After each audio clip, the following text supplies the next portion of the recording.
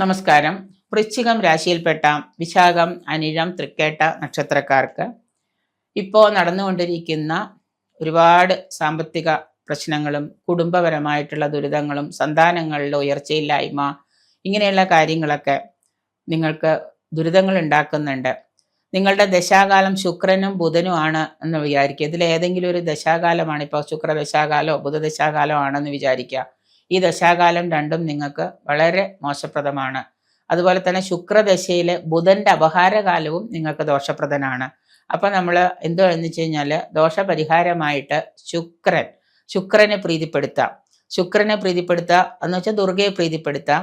ധനപരമായിട്ടുള്ള ഉയർച്ചയ്ക്ക് മഹാവിഷ്ണുവിനെ നിങ്ങൾ ഭജിക്കുന്നത് നന്നായിരിക്കും. ഏതെങ്കിലും തരത്തിൽ പണം വന്നിട്ട് നമുക്ക് ഉപയോഗിക്കാൻ പറ്റാതെ അത് വേറെ രീതിയിലൊക്കെ ചിലവായി പോകുന്നു. അപ്പം അങ്ങനെ നിങ്ങൾ ചെയ്യേണ്ടത് മഹാവിഷ്ണുവിനെ ഭജിക്കാം. മഹാവിഷ്ണുവിന് സഹസ്രനാമം ജപിക്കാം. മഹാവിഷ്ണു പ്രീതികരമായിട്ടുള്ള എന്ത് കർമ്മം വേണമെങ്കിലും നിങ്ങൾക്ക് ചെയ്യാം. ഇപ്പം മഹാവിഷ്ണുവിൻ്റെ അമ്പലത്തിൽ പോയി കഴിഞ്ഞാൽ അവിടെ എന്താണോ ഒന്നുകിൽ ഒരു നെയ്വിളക്കെങ്കിലും നിങ്ങൾക്കെടുത്ത് സമർപ്പിക്കാൻ പറ്റും. അപ്പം അങ്ങനെയുള്ള കാര്യങ്ങൾ ചെയ്യാം. വ്യാഴാഴ്ച ദിവസം ഈ രാശിക്കാര്, ഈ വൃശ്ചികം രാശിയിൽപ്പെട്ട വിവാഹം നടക്കാത്ത യുവജനങ്ങളോ വിവാഹം നടക്കാതെ കുറച്ച് പ്രായമായിട്ടിരിക്കുന്നവരൊക്കെ ഉണ്ടെങ്കിൽ വ്യാഴാഴ്ച ദിവസം മംഗല്യസിദ്ധിക്ക് വേണ്ടിയിട്ട് അമ്പലത്തിൽ പോയിട്ട് വഴിപാട് ചെയ്യാം. കൂടാതെ വെള്ളിയാഴ്ച വ്രതം എടുക്കുന്നത് ഈ മംഗല്യസിദ്ധിക്ക് ഉത്തമമാണ്. വെള്ളിയാഴ്ച വ്രതം അനുഷ്ഠിക്കുന്നത് ഉത്തമമായിരിക്കും.